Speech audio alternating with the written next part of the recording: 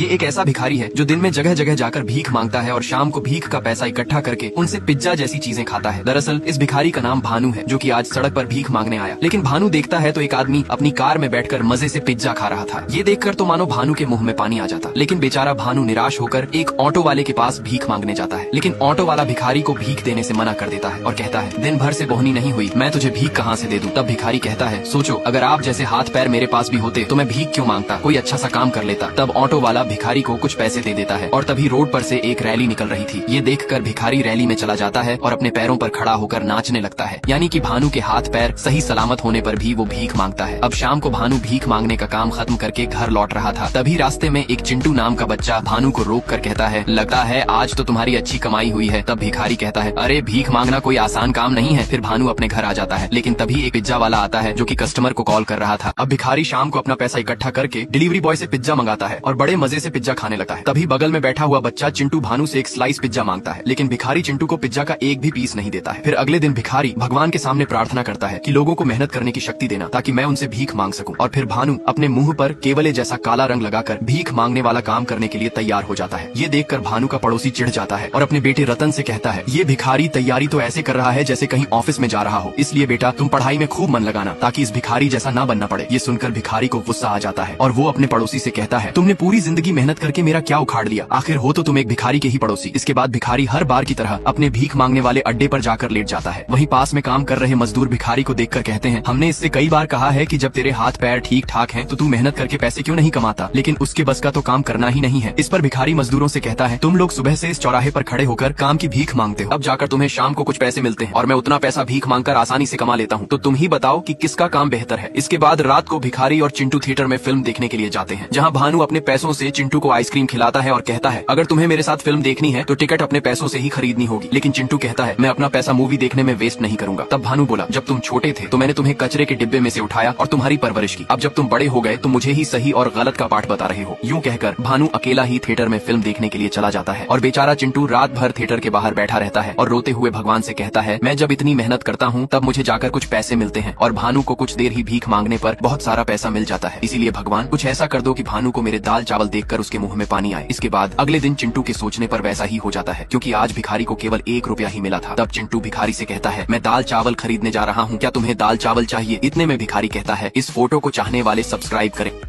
अब अगले दिन भिखारी को भीख मांगने पर 1 रुपया मिलता है। ये नजारा देखकर चिंटू बहुत खुश होता है और कहता है, भगवान मैंने आपसे बोला और आपने मेरी सुन ली। अब चिंटू भिखारी के पास जाकर कहता है, मैं दाल चावल लेने जा रहा हूँ, क्या तुम्हें दाल चावल चाहिए। लेकिन भिखारी कहता है, मैं और दाल चावल कभी नहीं खाऊंगा, चाहे भूखा ही रहूंगा। ये सुनकर चिंटू यहाँ से जाने लगता है। थोड़ी ही देर बाद चिंटू देखता है तो एक गाड़ी आकर भानु के पास रुकती है और उस गाड़ी में बैठा हुआ आदमी भिखारी से कहता है, आज हम कई भूखे लोगों को फ्री में खाना खिला रहे हैं। तब भिखारी उससे पूछता है, खाने में पिज्जा है क्या। तब गाड़ी वाला कहता है, हमारे खाने में पिज्जा से बेहतर चीजें हैं, इसलिए तुम हमारे साथ चलो, हम तुम्हें बढ़िया खाना खिलाएंगे। और भिखारी भी गाड़ी वाले के साथ गाड़ी में बैठकर खाना खाने के लिए चला जाता है और यहाँ बेचारा चिंटू इतना सा मुंह लेकर देखता रहता है। अब खाने वाली जगह पर पहुंचकर भिखारी देखता है तो सामने एक बहुत बड़ा महल बना हुआ था, लेकिन सभी भिखारियों को महल से दूर गार्डन में खाना खिलाया जा रहा था। तब भानु मन में सोचता है, काश ऐसे आलीशान महल में रहने का नसीब मुझे भी मिल जाए। इसके बाद सभी भिखारी भरपेट खाना खाते हैं और यहाँ से जाने लगते हैं। लेकिन भानु भिखारी यहाँ से जाने की वजह आलीशान महल में घुस जाता है, ये देखने के लिए कि जब महल बाहर से इतना सुंदर है तो अंदर से कितना सुंदर होगा। और यहाँ चिंटू टेलीफोन बूथ से भिखारी को फोन लगाने लगता है। तब भिखारी चिंटू का फोन उठाकर उसे सब कुछ बताता है, मैं एक बहुत बड़े महल के अंदर हूँ। ये सुनकर चिंटू कहता है, अरे तुम जल्दी वहाँ से आ जाओ, अगर तुम्हें किसी ने देख लिया तो चोर समझकर बहुत मारेंगे। तभी महल में भिखारी की नजर एक रीना नाम की लड़की पर पड़ती है। ये देखकर भानु दुम दबाकर भागने लगता है, लेकिन सभी गेट तो लॉक थे। अब चिंटू भानु से कहता है, तुम ऊपर वाले कमरे में चले जाओ, शायद वहाँ पर कोई बालकनी होगी तो वहीं से तुम भाग जाना। जिसके बाद भानु सीढ़ी की मदद से ऊपर जाता है, लेकिन वहाँ उसकी नजर एक हीरा नाम के आदमी पर पड़ती है और वहीं रीना भी आकर हीरा के साथ कॉफी पी रही थी। तब हीरा रीना से कहता है, ये इतना बड़ा महल है फिर भी तुम मेरे पास क्यों चिपकती हो। ये सब सुनने के बाद रीना हीरा से कुछ नहीं कहती है। तब भानु सोचता है, इस लड़की ने अपने बॉयफ्रेंड के साथ मिलकर अपने पति को धोखा दिया है। और यहाँ चिंटू भिखारी से कहता है, तुम जल्दी वापस आ जाओ। लेकिन भानु कहता है, अब मैं वापस नहीं आऊंगा। अब भिखारी जैसे ही महल में रीना नाम की लड़की को देखता है तो डर के मारे यहाँ से भागने लगता है। और यहाँ चिंटू भिखारी से कहता है, तुम जल्दी महल से लौट आओ। लेकिन भिखारी कहता है, अब मैं महल से लौट कर नहीं आने वाला हूँ। और ये कहकर भिखारी चिंटू की कॉल कट कर देता है। इसके बाद भिखारी पूरे महल में जगह जगह पर घूमने लगता है और भानु को फ्रिज में जो खाने की चीज मिलती है वह उसे बड़े मजे से खाने लगता है। यहाँ तक कि कि भिखारी आज पहली बार बाथटब में भी नहाता है और बढ़िया से बढ़िया कपड़े पहनकर कोमल बिस्तर पर आराम से सोता है। और तभी भानु को सपने में अपनी पत्नी काजल के साथ बिताए हुए दिन याद आते हैं। जब भानु और काजल फुटपाथ पर सो रहे थे और भानु को जोरों से नींद आ रही थी, तब काजल भानु से पूछती है, आज तुमने मजदूरी पर कितना बोरी उठाया है? तब भानु कहता है, आज मैंने पूरी 258 बोरी उठाई है। इस पर काजल भानु से कहती है, तब तो तुम्हारी पीठ में दर्द हो रहा होगा, तुम पीछे घूमो, मैं मालिश कर देती हूँ। लेकिन भानु कहता है, मालिश की कोई जरूरत नहीं है, और हाँ, कुछ दिनों में तुम्हें एक आलिशान घर गिफ्ट करूंगा। और इतने में रात के 2:30 पर महल में भानु की नींद खुल जाती है। तब भानु देखता है तो हीरा दरवाजे में से झांक कर कुछ देख रहा था और गुस्सा होकर वहाँ से जाने लगता है। तब भानु भी जाकर दरवाजे के पीछे देखता है तो रीना हीरा की लाश को कुछ कर रही थी। और तभी भानु को हरि का भूत दिखाई देता है, जिसे देखकर भानु डर जाता है और जोर से चिल्ला देता है। उसकी चीख सुनकर रीना भी यहाँ आ जाती है और भिखारी को देखकर तो रीना भी डर जाती है। तब भानु अपनी जान बचाने के लिए यहाँ से भागने लगता है। तभी भानु का पैर सीढ़ी पर से फिसलने के कारण वह नीचे गिर जाता है और बेहोश हो जाता है। जिसके बाद अगले दिन भानु को होश आता है तो वह रीना को एक मोटे आदमी के साथ देखता है, जिसे रीना कुछ बता रही थी। और वह आदमी भानु का फोन चेक करता है तो समझ जाता है कि उन भिखारियों में भानु भी यहाँ खाना खाने आया था। और तभी ये मोटा आदमी नोटिस करता है कि शायद भानु होश में आ गया है, लेकिन यहाँ भानु मरने की एक्टिंग करता है, जिससे मोटा आदमी एक कुल्हाड़ी लेकर भानु को मारने ही वाला था। इतने में भानु होश में आकर मोटे आदमी के सामने हाथ जोड़कर कहता है, मुझे मत मारो। तब मोटा आदमी कहता है, अगर हमने तुम्हें जिंदा छोड़ दिया और तुमने पुलिस वालों को हमारी सच्चाई बता दी तो हम फिर क्या करेंगे? लेकिन भानु कहता है, मैं आपके इस कारनामे के बारे में किसी को कुछ नहीं बताऊंगा, बस आप मुझे मत मारना। तब मोटा आदमी कहता है, ठीक है, मैं तुम्हें नहीं मारूंगा, लेकिन मैं जो कहूंगा तुम्हें वो करना होगा। इस पर रीना कहती है, ये भिखारी कुछ नहीं कर पाएगा।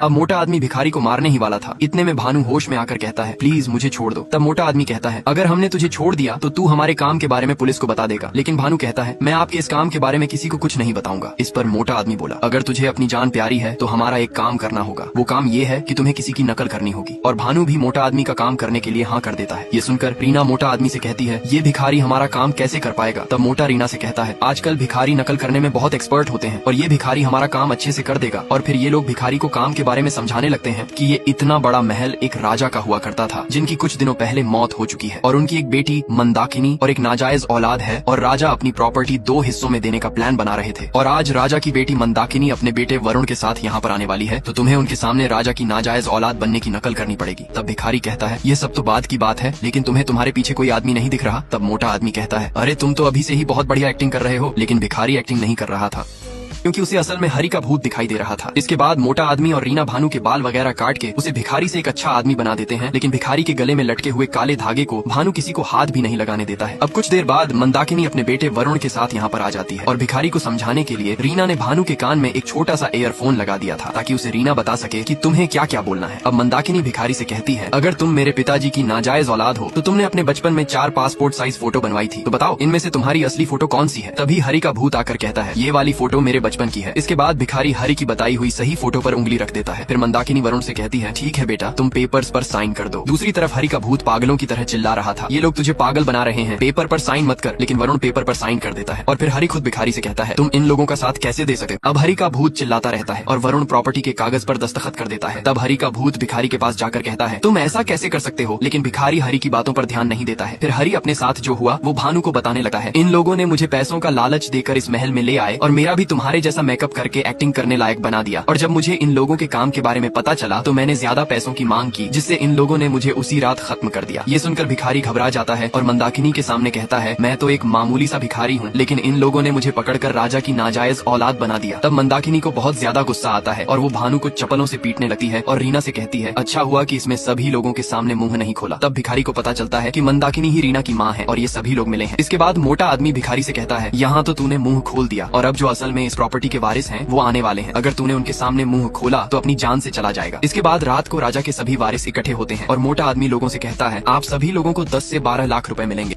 अब मोटा आदमी कहता है कि राजा ने अपनी प्रॉपर्टी में से 10 लाख रुद्र को और 12 लाख कुबेर को और बाकी की बची हुई 299 करोड़ की प्रॉपर्टी अपनी नाजायज औलाद को देने के लिए लिखा है। ये सुनकर राजा के वारिस भिखारी को बाहर निकालकर मोटे आदमी से कहते हैं, राजा अपनी नाजायज औलाद को इतनी ज्यादा प्रॉपर्टी कैसे दे सकते हैं? तो मोटा आदमी कहता है, इसके बारे में मुझे कुछ नहीं पता, अगर आप लोग मेरे साथ बहस करेंगे तो मैं पुलिस को बुला दूंगा। जिसके बाद मोटा आदमी भिखारी को साइड में ले जाकर काम हो जाने के बाद उसका गला दबोच कर मारने ही वाला था। इतने में भिखारी बगल में डले हुए गमले को लेकर मोटे आदमी के सिर में दे मारता है और यहाँ से भागने लगता है और भागते कर एक कमरे में घुसकर अंदर से गेट बंद कर लेता है। लेकिन कमरे में भानु एक वसंत नाम के अंधे आदमी से टकरा जाता है, जो कि अंधे होने की एक्टिंग कर रहा था। तब बाहर से मोटा आदमी कहता है, जो भी भिखारी को मारेगा उसे 15% एक्स्ट्रा मिलेगा। ये सुनकर वसंत अपने कपड़े फाड़कर गुस्से से भिखारी को मारने के लिए उसके पीछे पड़ जाता है। और फिर वसंत भिखारी को पकड़कर उसे मारने ही वाला था, लेकिन सभी लोग आकर वसंत को पीछे खींच लेते हैं और कहते हैं, अब जो भी भिखारी को मारेगा उसे पूरी प्रॉपर्टी दी जाएगी। ये सुनकर तो सभी लोग भिखारी की जान के दुश्मन बन जाते हैं। अब सभी लोग भिखारी की जान के दुश्मन बन जाते हैं और यहाँ केवल हरी ही है जो भिखारी को बार बार बचा रहा है। दूसरी तरफ वरुण मोटे आदमी का गला पकड़कर कहता है, अरे लालची आदमी, तू हमें धोखा दे रहा था। तब मोटा आदमी वरुण से माफी मांगता है और उसके साथ भिखारी को मारने के लिए तैयार हो जाता है। वहीं भिखारी छुपते हुए एक वासु नाम की लड़की के कमरे में चला जाता है। वासु मन की सच्ची और अच्छी लड़की है। भिखारी वासु से कहता है, प्लीज मुझे इन लोगों से बचा लो, ये लोग 15% के पीछे मेरी जान के दुश्मन बन चुके हैं। तब वासु कहती है, पहले तुम मुझे कोई ऐसी बात बताओ जिसका तुम्हें अफसोस हुआ हो, तभी मैं तुम्हारी मदद करूंगी। जिसके बाद भिखारी बताता है, बचपन में जब मैं छोटा था तो मेरे माँ बाप की डेथ हो चुकी थी और फिर मेरी मुलाकात एक काजल नाम की लड़की से होती है और हम लोग एक साथ ही पले बड़े हुए थे, जिससे हमें एक दूसरे से प्यार हो गया और हमने शादी कर ली। यहाँ तक कि हमें एक बच्चा भी हुआ था, लेकिन किसी बीमारी के चलते काजल की डेथ हो गई। इसलिए मैंने अपने बेटे चिंटू को अभी तक बता रखा है कि तुम्हारे माँ बाप नहीं है, ताकि मैं मर जाऊँ तो चिंटू को कभी अफसोस ना हो। लेकिन अब मैं चाहता हूँ कि मरने से पहले मैं चिंटू को बता दूं कि मैं ही तुम्हारा असली बाप भानु हूँ। ये सुनकर वासु थोड़ी भावुक हो जाती है और भिखारी की हेल्प करने के लिए उसे एक प्लान बताने लगी। अब भिखारी की बातें सुनकर वासु को उस पर तरस आ जाता है और वासु भिखारी से कहती है, अगर तुम्हें यहाँ से भागना है तो एक ही रास्ता है, मैं यहाँ से सैंडर फेंक दूंगी ताकि सभी लोग आवाज सुनकर मेरे पास इकट्ठे हो जाएं और फिर मैं तुम्हें एक व्हील बॉक्स में डालकर अपने गैराज में ले जाऊंगी। वहाँ से तुम मेरे दादाजी की कार से भाग जाना। दूसरी तरफ कुबेर एक भाला लेकर पर्दे की तरफ फेंकता है। वही भाला मंदाकिनी और उसकी बेटी रीना को लगने वाला था, तो वो कुबेर से कहती है, तू पागल हो गया है क्या? तब कुबेर कहता है, मैं तुम्हें मारने नहीं आया हूँ, तुम पीछे मुड़कर पर्दे की तरफ देखो, मैंने नाजायज औलाद को मार दिया। लेकिन फिर जैसे ही पर्दे को हटाया जाता है तो सभी के होश उड़ जाते हैं और मंदाकिनी तो इतनी जोर से चिल्लाती है कि यहाँ वासु सैंडर फेंकती है तो उस पर किसी का भी ध्यान नहीं जाता है। और फिर पता चलता है कि पर्दे के पीछे मंदाकिनी का बड़ा बेटा वरुण था, जिसे कि कुबेर ने भाला फेंकर खत्म कर दिया। तभी यहाँ पर इन लोगों का बड़ा भाई रुद्र आ जाता है, जो कि इन लोगों से कहता है, शायद वरुण की मौत कुछ देर पहले हो चुकी थी, क्योंकि उसके सिर से बहुत खून बह रहा है। इतने में यहाँ पर वही मोटा आदमी आ जाता है और वो इन लोगों से कहता है, अरे वरुण को किसने मार दिया है? लगता है वो भिखारी बहुत खतरनाक है, हमें उससे बचकर रहना चाहिए। ये एक ऐसा भिखारी है जो दिन में जगह जगह जाकर भीख मांगता है और शाम को भीख का पैसा इकट्ठा करके उनसे पिज्जा जैसी चीजें खाता है। दरअसल इस भिखारी का नाम भानु है, जो कि आज सड़क पर भीख मांगने आया। लेकिन भानु देखता है तो एक आदमी अपनी कार में बैठकर मजे से पिज्जा खा रहा था। ये देखकर तो मानो भानु के मुंह में पानी आ जाता। लेकिन बेचारा भानु निराश होकर एक ऑटो वाले के पास भीख मांगने जाता है। लेकिन ऑटो वाला भिखारी को भीख देने से मना कर देता है और कहता है, दिन भर से बोहनी नहीं हुई, मैं तुझे भीख कहाँ से दे दूं? तब भिखारी कहता है, सोचो, अगर आप जैसे हाथ पैर मेरे पास भी होते तो मैं भीख क्यों मांगता, कोई अच्छा सा काम कर लेता। तब ऑटो वाला भिखारी को कुछ पैसे दे देता है और तभी रोड पर से एक रैली निकल रही थी। ये देखकर भिखारी रैली में चला जाता है और अपने पैरों पर खड़ा होकर नाचने लगता है, यानी कि भानु के हाथ पैर सही सलामत होने पर भी वो भीख मांगता है। अब शाम को भानु भीख मांगने का काम खत्म करके घर लौट रहा था। तभी रास्ते में एक चिंटू नाम का बच्चा भानु को रोक कर कहता है, लगता है आज तो तुम्हारी अच्छी कमाई हुई है। तब भिखारी कहता है, अरे भीख मांगना कोई आसान काम नहीं है। फिर भानु अपने घर आ जाता है, लेकिन तभी एक पिज्जा वाला आता है जो कि कस्टमर को कॉल कर रहा था। तभी भिखारी कहता है, पिज्जा मैंने मंगाया है।